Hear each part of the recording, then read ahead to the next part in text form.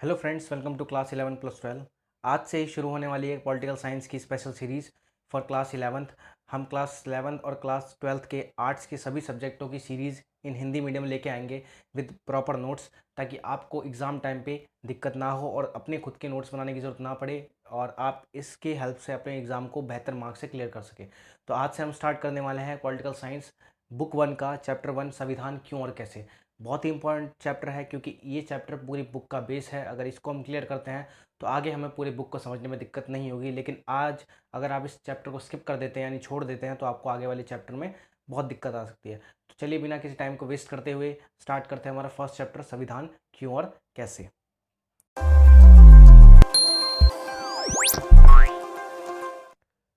Chapter का नाम है संविधान क्यों और कैसे, और उसके लास्ट में लगाए क्वेश्चन मार्क। तो यहीं से काम स्टार्ट होगा। यहाँ पे दो चीज़ें लिखी हुई हैं, संविधान क्यों और संविधान कैसे। यानी संविधान क्यों है, किस लिए है, और संविधान कैसे बना। दो चीज़ों पर पूरा चैप्टर बेस है। और कैसे बना मतलब संविधान कैसे अस्तित्व में आया, कैसे बनना शुरू हुआ, ये पढ़ेंगे। और क्यों है संविधान, क्यों इसकी ज़रूरत है, ये पढ़ेंगे। तो अब आप सोच रहे होगे कि हम क्या डिस्कस करेंगे आज। तो what we are going to discuss, आज हम डिस्कस करने वाले हैं बेसिकली 4 पॉइंट। संविधान किसे कहते हैं, हम पढ़ेंगे संविधान समाज को क्या देता है, यानी हम जिस समाज में रहते हैं उस समाज को संविधान देता क्या है। आज हम पढ़ेंगे समाज में शक्तियों का बंटवारा संविधान कैसे करता है, यानी संविधान समाज में शक्तियों का बंटवारा कैसे करता है, यानी पावर को कैसे बांटता है संविधान में। और आज हम पढ़ेंगे भारत का संविधान कैसे बनाया गया। जो भारत का संविधान है, जिसको आज करीबन 72-73 साल हो चुके हैं या 70 साल हो चुके हैं, तो ये कैसे बना, कैसे बनाया गया, इसकी शुरुआत कैसे हुई, इसके पीछे क्या सोच थी। इन 4 पॉइंट को, ये बेसिक 4 पॉइंट है जिसपे पूरा चैप्टर टिका हुआ है। और इसको ख़त्म करते करते हम पूरा चैप्टर ख़त्म करेंगे। कोशिश ये रहेगी कि चैप्टर को 2 पार्ट में किया जाए, पहले कुछ हार्ड पार्ट को ले लिया जाए या मिक्स पार्ट को, यानी आधे पार्ट में आधा चैप्टर और आधे पार्ट में पूरा, ठीक है। तो बने रहिएगा लास्ट तक वीडियो के। डिस्कस करते हैं। अब आप सोचते होगे, आपके दिमाग में क्वेश्चन आता होगा, जब आपने चैप्टर पहली बार पढ़ा था तो एक ही क्वेश्चन आता है सबके दिमाग में, क्या होता है संविधान, ज़रूरत क्या है संविधान की। तो इसको एक एग्जांपल से समझते हैं, उसके बाद इसके बेसिक कॉन्सेप्ट पे आएंगे, मतलब मेन लाइन पे आएंगे। एग्जांपल है, जैसे आप लोग स्कूल जाते हैं, मैं आपकी डेली लाइफ का एग्जांपल ले रहा हूँ। जैसे आप स्कूल जाते हैं तो स्कूल में आप जब भी जाते हैं तो आपको बहुत सारे रूल रेगुलेशन मानने पड़ते हैं। यानी क्लास में आपके अलग रूल होते हैं, स्कूल के अलग रूल होते हैं। भाई ड्रेस अच्छी पहन के आनी है, प्रॉपर ड्रेस होना चाहिए, कुछ भी पहन के नहीं आ सकते। स्कूल के रूल मानने हैं, टीचर की बात माननी है काम करने टाइम पे। लेकिन अगर सोचो आपको एक दिन के लिए बोल दिया जाए, एक दिन क्या बोल दिया जाए कि अब से आज से स्कूल में कोई भी रूल लागू नहीं होगा, तो पहले ही पल हमको बहुत खुशी मिलेगी कि भाई आज तो स्कूल में कोई रूल लागू नहीं है। लेकिन पहले दिन हमें बहुत मज़ा आएगा, लेकिन धीरे धीरे जब स्कूल में रूल नहीं रहेंगे तो आपस में बहुत सारे मतभेद होंगे, लोग आपस में लड़ना शुरू कर देंगे, क्योंकि कोई रूल मनवाने वाला नहीं होगा। स्कूल में ऐसा क्या होगा कि कोई भी ताकतवर बच्चा आएगा, वो आपको मारना शुरू कर देगा क्योंकि उसका मन कर रहा है। और आप टीचर से मदद नहीं ले सकते क्योंकि आपके स्कूल में अब कोई रूल नहीं है। इसीलिए रूल रेगुलेशन ज़रूरी होती है स्कूल को चलाने के लिए। अगर स्कूल में रूल नहीं हुआ तो स्कूल स्कूल नहीं रह जाता फिर। इसी तरह पूरे देश को चलाने के लिए रूल यानी कानून नियम की ज़रूरत होती है। अगर देश में कानून और नियम नहीं हुए तो हमारा देश इतना बड़ी विविधता वाला देश, यहाँ पे अलग अलग प्रकार के लोग रहते हैं, अलग अलग धर्म के, अलग अलग जाति के लोग रहते हैं।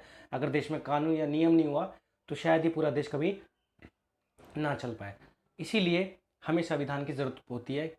और यही संविधान एक कानून की किताब होती है या एक कानून का समूह होता है जो पूरे देश को चलाने में सहायता देता है। आई होप आप इस एग्जाम्पल से समझ सकते होंगे। अब इसके बाद हम समझते हैं इसके बेसिक परिभाषा को। आपके एग्जाम में क्वेश्चन आता है कि क्या होता है संविधान, 1 नंबर का क्वेश्चन आ सकता है, 2 नंबर का क्वेश्चन आ सकता है। तो उसको आपको कैसे अटेम्प्ट करना है, यहाँ पे मैं 3-4 पॉइंट में परिभाषा दे रहा हूँ, उसमें से आप कोई भी चूज़ कर सकते हैं या फिर अपनी खुद की बना सकते हैं। ऐसा कुछ पॉलिटिकल साइंस में नहीं होता कि आप कुछ अपनी मर्जी से नहीं कर सकते, कुछ कुछ चीज़ें आपको अपनी भाषा में यूज़ करनी ही पड़ेंगी। तो पहली परिभाषा है, संविधान कुछ ऐसे बुनियादी नियमों का समूह है जिसके आधार पर किसी राज्य, यानी राज्य का मतलब यहाँ पे सरकार है, जब भी पॉलिटिकल साइंस में राज्य वर्ड का यूज़ होगा यानी सरकार। संविधान कुछ ऐसे बुनियादी नियम का समूह है जिसके आधार पर किसी राज्य सरकार का निर्माण और शासन होता है। यानी यस, किसी देश को चलाने के लिए संविधान एक नियम और समूह देता है जिससे पूरे देश का निर्माण होता है, यानी शासन का निर्माण होता है। यानी संविधान ही बताता है कि देश में शासन कौन करेगा, यानी सरकार कैसे बनेगी, किस तरीके से शासन होगा, लोगों को कैसे कौन शासन करेगा। हमारे देश में क्या है, जब कोई सरकार बनती है तो वो कैसे बनती है, संविधान ने उसके लिए एक पूरा प्रोसेस बता रखा है। पहले हम वोट डालेंगे, फिर सरकार बनेगी, वो सरकार हमारे लिए विकास का काम करेगी। तो संविधान बुनियादी नियम बनाता है जिससे देश का शासन होता है, इतना याद रख लेना बस। दूसरा पॉइंट, संविधान किसी शासन व्यवस्था की रीढ़ की हड्डी की तरह होता है, जिसके बिना किसी देश में न्यायपूर्ण और समान शासन की कल्पना नहीं की जा सकती। इसको आसानी से समझते हैं। खुद सोचिए, आप जब खड़े होते हैं तो आप किसके सहारे से खड़े होते हैं? आप रीढ़ की हड्डी के सहारे से खड़े होते हैं। अगर आज आपकी रीढ़ की हड्डी ना हो तो शायद आप खड़े कभी ना हो पाए ज़िंदगी में। इसी तरह एक देश को खड़े रहने के लिए और विकास के लिए, आगे बढ़ने के लिए एक संविधान की ज़रूरत पड़ती है। अगर देश में संविधान नहीं हुआ तो वो देश कभी भी विकास नहीं कर पाएगा और कभी भी आगे नहीं बढ़ पाएगा, क्योंकि संविधान जो होता है वो देश को विकास करने के लिए आगे तक बढ़ाते रहता है। इसके बाद लास्ट मतलब तीसरा परिभाषा है, किसी देश या किसी शासन व्यवस्था को चलाने के लिए एक कानून व्यवस्था की ज़रूरत पड़ती है। अगर कोई, मैं इस पॉइंट को बहुत स्लो स्लो पढ़ता हूँ, लेकिन ये पॉइंट आप ध्यान से सुनना। जब भी एक स्लाइड आएगी तो ध्यान देना उस पर कि मैं पढ़ के आ रहा हूँ उस पॉइंट को, ठीक है। किसी देश या किसी शासन व्यवस्था को चलाने के लिए एक कानून व्यवस्था की ज़रूरत होती है। अगर कानून व्यवस्था नहीं होती तब समाज में स्वतंत्रता, समानता और न्याय जैसे अधिकार देखने को नहीं मिलते। ऐसे में एक संविधान कानून और नियमों का एक ऐसा समूह उपलब्ध कराता है जिससे शासन व्यवस्था को सुचारू रूप से चलाया जा सकता है। अब मैं इसको समझाता हूँ। किसी देश की शासन व्यवस्था को चलाने के लिए हमें कानून की ज़रूरत पड़ती है, जिसका मैं पहले भी डिस्कशन कर चुका हूँ। हमें कानून चाहिए होता है। अगर हमारे देश में कानून नहीं हुआ तो हर कोई अपनी मर्जी का मालिक हो गया, यानी हर कोई राजा हो गया। हर कोई अपनी मर्जी से काम करेगा, कोई भी अपराध कर देगा, कोई भी क्राइम कर देगा, क्योंकि उसको कोई, उसके ऊपर कोई कानून लागू ही नहीं किया गया। ऐसे में हमारे देश में ना समानता देखने को मिलेगी, न स्वतंत्रता देखने को मिलेगी और ना न्याय देखने को मिलेगा। जस्टिस, जिसके हम जस्टिस की बात करते हैं, वो भी देखने को नहीं मिलेगा। जैसे समाज में बहुत सारे लोग ताकतवर हो जाएंगे, जो ताकतवर लोग होंगे वो गरीब लोगों को दबाना शुरू कर देंगे। ऐसे में अगर कानून नहीं होगा तो उन लोगों को कौन रोकेगा? इसलिए संविधान किसी देश की शासन व्यवस्था को कानूनी ढंग से चलाने के लिए एक नियम उपलब्ध कराता है, और उसी की वजह से शासन अच्छे तरीके से चलता है किसी देश का, वरना नहीं चल सकता। तो ये थी कुछ 3 परिभाषाएं, इसको करना है आपको याद। इसके अलावा आपको बुक में और परिभाषा भी मिल जाएगी। कंटेंट पूरा एनसीईआरटी के ऊपर बेस करके बनाया गया है। तो आई होप आप समझ गए होंगे कि क्या होता है संविधान। हमें संविधान की क्या, क्यों और, मतलब इसको 2 तरीके से देख सकते हैं। हमें संविधान की क्या और क्यों आवश्यकता यानी ज़रूरत है। क्यों चाहिए हमारे देश को संविधान? अच्छा खासा तो चल रहा है सब कुछ, संविधान ही क्यों चाहिए? लेकिन इसके पीछे एक बहुत बड़ी बात है। हमारा देश एक बहुत बड़ी विविधता वाला देश है। अगर हमारे देश में इतने सारे लोग रहते हैं, अलग अलग तरह के लोग रहते हैं, अलग अलग धर्म के लोग रहते हैं, अगर हमारे देश में कोई कानून नहीं होगा जो सब पर समान रूप से यानी एक बराबर लागू नहीं होगा, तो शायद अगले ही पल लोग लड़ना शुरू कर दें। जो ताकतवर होगा वो गरीब का हक छीन लेगा। तो ऐसे में एक संविधान होता है जो देश में समानता को लागू करता है, सबको बराबर का हक दिलाता है। इसलिए हमें संविधान ज़रूरी है। इसके अलावा जो ये टॉपिक है आपका, जो मैंने अभी स्लाइड में दिखाया, ये वाला टॉपिक, ये आपका आता है 6 मार्क्स का, या आपका आता है 4 मार्क्स का। 4 या 6 में आ सकता है। तो आपको कम से कम 4.4 नंबर के लिए और 6.6 नंबर के लिए लिखने हैं। अब वो पॉइंट क्या लिखने हैं वो मैं बताऊंगा, ज़रा ध्यान दीजिए। संविधान किसी देश की शासन व्यवस्था को चलाने के लिए बहुत ज़रूरी होता है। इसके बिना किसी देश की शासन चलाना ज़रूरत से ज़्यादा कठिन हो जाता है। संविधान ही ये तय करता है कि सरकार कैसे बनेगी। बिल्कुल, सबसे बड़ी ज़रूरत इसकी क्या है? क्योंकि अगर किसी देश को अच्छे ढंग से चलाना है, बढ़िया तरीके से चलाना है, जहाँ पे लड़ाई झगड़े दंगे फसाद ना हो, अगर हो तो जो करने वाला है उसको सज़ा मिले, ऐसा करना है देश के लिए, तो एक संविधान की ज़रूरत पड़ेगी ही पड़ेगी। और संविधान ही ये तय करता है कि सरकार कैसे बनेगी। हमारे देश में सरकार कैसे बनती है? हम वोट देते तब सरकार बनती है, वो हमारे लिए काम करती है। तो ये हो गया एक पहली आवश्यकता, ये नीड कह सकते हैं इसको, ठीक है। संविधान इसलिए ज़रूरी होता है क्योंकि वह समाज के सभी वर्गों के हितों की रक्षा करता है। वही पॉइंट कि हमारा देश इतनी विविधता वाला है, डाइवर्सिटी वाला है। यहाँ पे हिंदू, मुस्लिम, सिख, ईसाई, अपर क्लास के लोग, लोअर क्लास के लोग, हर तरह के लोग रहते हैं। ऐसे में अगर संविधान ना हो, कोई कानून ना हो, तो जो ऊपर ऊपर के लोग हैं वो नीचे वाले लोगों को दबा देंगे और कोई भी समानता नहीं रहेगी, जैसे आज़ादी से पहले होता था, है ना। आज़ादी से पहले भी तो जो बेचारे दबे कुचले लोग थे उनको अमीर लोग और दबाते थे, अंग्रेज़ लोग भी दबाते थे। तो ऐसे में संविधान की ज़रूरत पड़ी।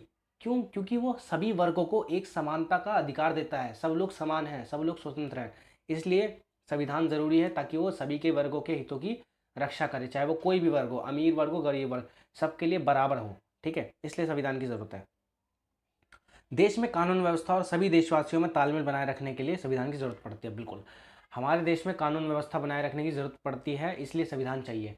अगर कानून व्यवस्था नहीं होगी तो हर कोई तोड़ फोड़ मचा देगा, कोई भी ताकतवर बंदा राजा बन जाएगा। तो इसलिए देश को अच्छे तरीके से चलाना है अगर, तो हमें एक शासन व्यवस्था की ज़रूरत पड़ती है। जैसे एक स्कूल की क्लास होती है, अगर स्कूल की क्लास को, एक स्कूल को अच्छे से चलाना है तो उसमें कुछ नियम कानून होने चाहिए। अगर स्कूल में कोई नियम कानून नहीं होता तो बच्चा अपनी मर्ज़ी से आता है, अपनी मर्ज़ी से जाता है, कहीं भी भाग रहा है, कहीं भी बंक मार रहा है, गोल मार रहा है, तो वो चीज़ बर्बाद कर देती है स्कूल के एक होता है ना, एक स्टेटस होता है स्कूल का, वो पूरा बर्बाद हो जाता है। इसलिए जैसे स्कूल को चलाने के लिए कानून की ज़रूरत पड़ती है, वैसे देश को चलाने के लिए कानून की ज़रूरत पड़ती है, और वो कानून कौन देता है? संविधान। ठीक है। सरकार के विभिन्न अंग जैसे न्यायपालिका और कार्यपालिका के बीच टकराव को रोकने के लिए हमारे देश में लोकतंत्र के 3 पहले अंग होते हैं, विधायिका, कार्यपालिका, न्यायपालिका, जिसके 3 चैप्टर भी हैं आगे। और ये 3 मेन अंग होते हैं किसी लोकतांत्रिक सरकार के। इन लोगों में आपस में टकराव ना हो जाए। जब भी कहते हैं ना कि अगर 4 बर्तन जहाँ पे होते हैं वहाँ पे तो आवाज़ आएगी। ऐसे ही अगर 4 लोग जब होंगे, 4 तरह के लोग होंगे, तो आपस में उनके विचार टकराएंगे। ऐसे में उनके विचार ना टकराए, न्यायपालिका अपने ढंग से काम करे, विधायिका अपने ढंग से काम करे, कार्यपालिका अपने ढंग से काम करे। इस चीज़ को कौन तय करता है? संविधान। इसी वजह से ये लोग अच्छे से काम कर पाते हैं। ठीक है, इसलिए इनकी ज़रूरत पड़ती है संविधान की।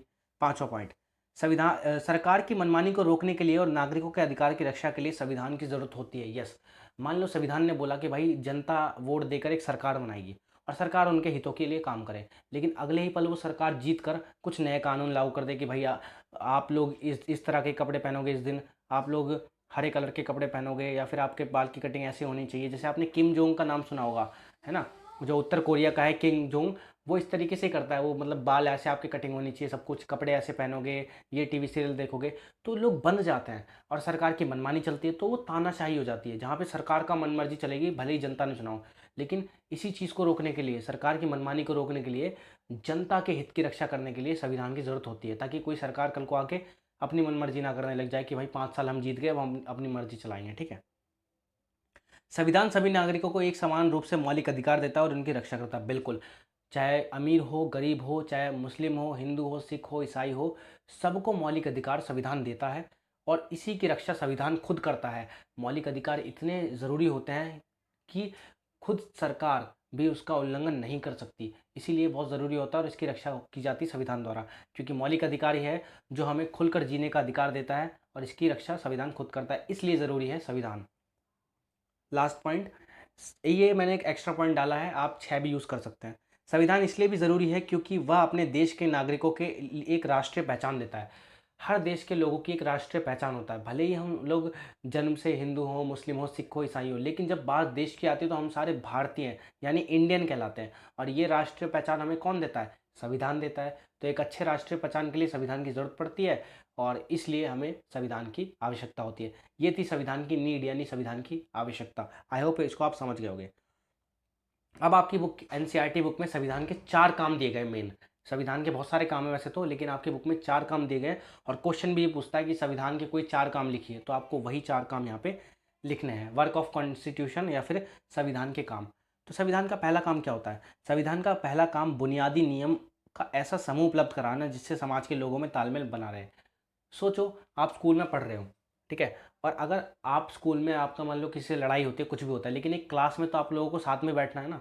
कल को कोई ये तो नहीं कह सकते कि मैं यहाँ से बाहर जा रहा हूँ, क्योंकि क्लास में आप लोगों को बैठने के लिए अच्छी व्यवस्था दी गई है। अगर 35 के 35 बच्चे सीट पर बैठे हैं तो 36वां बच्चा आएगा, उसको भी सीट पर ही बैठना है, वो नीचे नहीं बैठेगा, फिर उसके साथ असमानता हो गई। यानी संविधान कुछ बुनियादी नियमों का समूह बनाता है जिससे समाज का कोई भी वर्ग हो, अमीर हो, गरीब हो, कोई भी हो, सब में एक तालमेल बना रहता है, सारे एक ही लाइन में आ जाते हैं बराबरी में। ये काम संविधान करता है, इसका पहला काम है। ठीक है।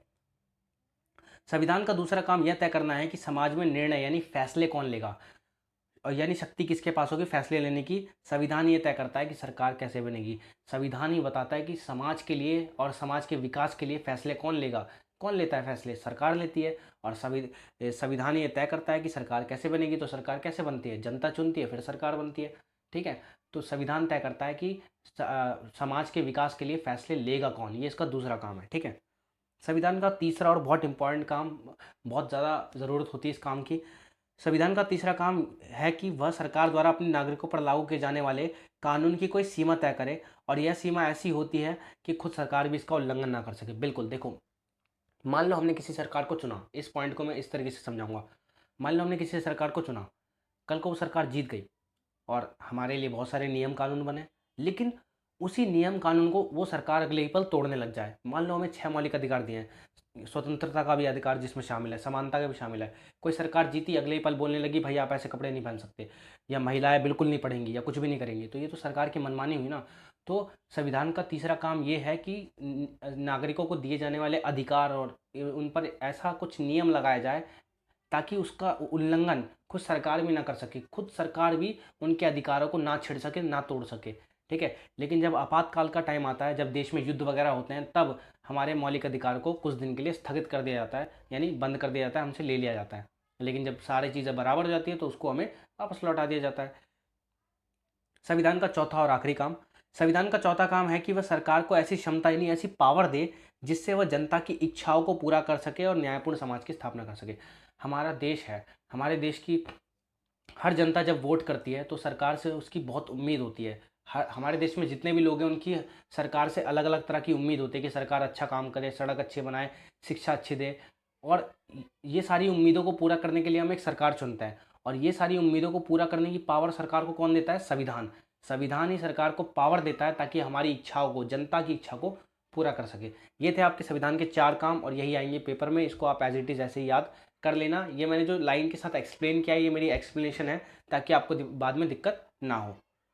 अब आता है सबसे इम्पोर्टेंट। अब हमने संविधान के बारे में इतना कुछ पढ़ लिया, लेकिन अब डिस्कस करेंगे कि ये जो संविधान है ये कैसे बना, इसकी शुरुआत कैसे हुई, सोच कैसे बनी कि हमारे को एक संविधान चाहिए। क्योंकि देखो, हम अंग्रेज़ों के गुलाम थे, तो अंग्रेज़ों के द्वारा ही पहल की गई। हमारे बोलने पर भारत के बहुत सारे नागरिकों ने बोला भी था, और अंग्रेज़ों ने फिर पहल करी और हमारे देश में संविधान सभा बनाई गई, जिसने फिर मिलकर संविधान बनाया। अब कैसे बनी संविधान सभा, इसके ऊपर क्वेश्चन आ सकता है, देखते हैं। भारतीय संविधान बनाने के लिए संविधान सभा का निर्माण, भारतीय संविधान को संविधान सभा ने बनाया था। अब संविधान सभा कैसे बनी थी ये पढ़ते हैं। कैबिनेट मिशन 1946 का संविधान सभा के गठन में सबसे बड़ा हाथ है। कैबिनेट मिशन ये एक ऐसा मिशन था जिसको खास ब्रिटेन संसद ने भारत भेजा था हमारे संविधान बनाने के लिए। यहाँ कुछ अधिकारी आए थे ब्रिटेन से, उन्होंने देखा कि कैसे कैसे यहाँ पे संविधान सभा बनाई जा सकती है देश को संविधान देने के लिए, क्योंकि अब ब्रिटिश शासक हमें अपना शासन खुद चलाने के लिए सौंपना चाहते थे, और हमें एक संविधान देकर जाना चाहते थे। तो हमारे को जब एक संविधान कैसे मिला? जब संविधान सभा बनी।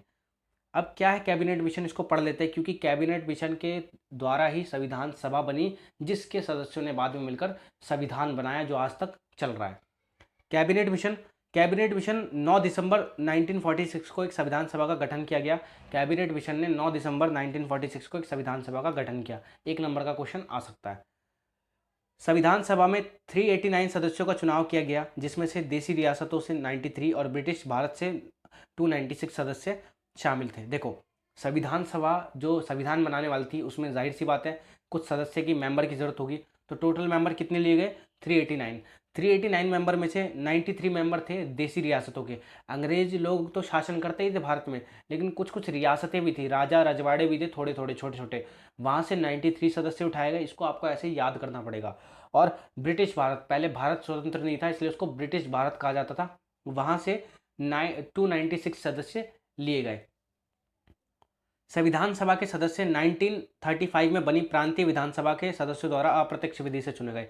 अब ये जो विधानसभा के 389 सदस्य थे, इनकी किसी जनता ने वोटिंग नहीं की, जैसे आज हम वोटिंग करते हैं 18 साल से ऊपर वाले वोट दे के चुन रहे हैं। इनको विधानसभा जो बनी थी अंग्रेजों के टाइम पे, भारत की 1935 में एक विधानसभा बनी थी, राज्यों की विधानसभा। यहाँ पे प्रांत का मतलब होता है, ये जो प्रांत लिखा है इस प्रांत का मतलब होता है राज्य। जो राज्यों की विधानसभाएं होती हैं उसके सदस्यों ने अप्रत्यक्ष रूप से, यानी खुद अपनी मर्जी से उनको विधानसभा के संविधान सभा के सदस्यों को चुना, जनता की वोटिंग नहीं हुई। अब ये अप्रत्यक्ष विधि और प्रत्यक्ष विधि चुनाव की 2 विधियां हैं, जिसके बारे में हम चैप्टर 3 में ढंग से पढ़ेंगे। अप्रत्यक्ष विधि में जनता की भागीदारी नहीं होती, प्रत्यक्ष विधि में जनता खुद डायरेक्ट वोट देती है।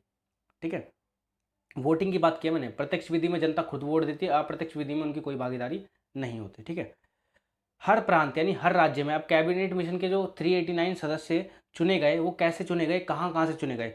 जितने भी राज्यों से चुने गए और जितनी भी देसी रियासतों से चुने गए, उनकी जनसंख्या को कुछ सीटों के अनुपात में बांटा गया, यानी 10 लाख की जनसंख्या पर एक सीट, 10 लाख की जनसंख्या पर एक सीट का अनुपात रखा गया, यानी 10 लाख की जनसंख्या होगी, वहाँ से एक सीट निकल कर आएगी। ठीक है, इस तरीके से उनको चुना गया। हर प्रांत की सीट को 3 मुख्य समुदाय, जहाँ से सीटें चुनी गई वहाँ को उन समुदाय 3 समुदायों में बांटा गया, यानी 3 प्रकार के समुदाय धर्म में बांटा गया, मुस्लिम, सिख और सामान्य। इन तीनों समुदाय से ही चुनकर आए थे संविधान सभा के सदस्य। ठीक है, आई होप आपको कैबिनेट मिशन क्लियर हो चुका होगा। अब ये आपको कैबिनेट मिशन जो है, इसी के द्वारा संविधान सभा का निर्माण किया गया और फिर संविधान सभा के आगे के सदस्यों ने मिलकर संविधान को बनाना शुरू किया। उसका डिस्कशन हम वीडियो के पार्ट सेकंड में करेंगे। तो ये था हमारा वीडियो का पार्ट 2। अगर कोई भी दिक्कत रही हो, कुछ भी परेशानी रही हो, तो आप इसको पूछ सकते हैं। हमारे चैनल को लाइक शेयर सब्सक्राइब जरूर कीजिएगा। क्लास 11+12 को अपने दोस्तों के साथ शेयर करिएगा। स्टार्टिंग हो चुकी है इस चैनल पे वीडियो डालने की, और अब से बेहतरीन वीडियो डाली जाएगी और ये नोट्स आपके बहुत काम आने वाले हैं। एज इट इज़ आप इसको, जैसे ये नोट्स है, एज इट इज़ लिख दोगे एग्जाम में, आपको पूरे नंबर मिलेंगे, कोई आपके नंबर नहीं काट सकता। अगर आपको रिकॉल करता है, लेट्स सम अप, एक बार रिकॉल कर लेते हैं हमने क्या क्या पढ़ा। हमने संविधान के बारे में पढ़ा, उसके इंट्रोडक्शन के बारे में, क्यों ज़रूरत है संविधान की आप जानते ही हैं, और संविधान के 4 काम जो मैंने बताए थे वो। कैबिनेट मिशन के बारे में पढ़ा, कैबिनेट मिशन क्या था, जिसने संविधान सभा को बनाया और फिर संविधान सभा ने संविधान बनाया। तो ये जो कैबिनेट मिशन है, इसको आप ढंग से एज इट इज़ याद कर लेना। इसको याद करना बहुत ज़रूरी है, क्योंकि इसमें बहुत सारी चीज़ें याद करने वाली है। तो ये थी हमारी वीडियो, आज की लास्ट वीडियो, मतलब पहली वीडियो का लास्ट पार्ट। अब से पार्ट 2 आएगा। वीडियो को देखने के लिए बहुत बहुत धन्यवाद, शुक्रिया। इसी तरह अपना सपोर्ट बनाए रखिएगा, लाइक शेयर सब्सक्राइब करिएगा, वीडियो को पूरी देखिएगा और सपोर्ट करिएगा क्लास 11+12। Thanks for watching.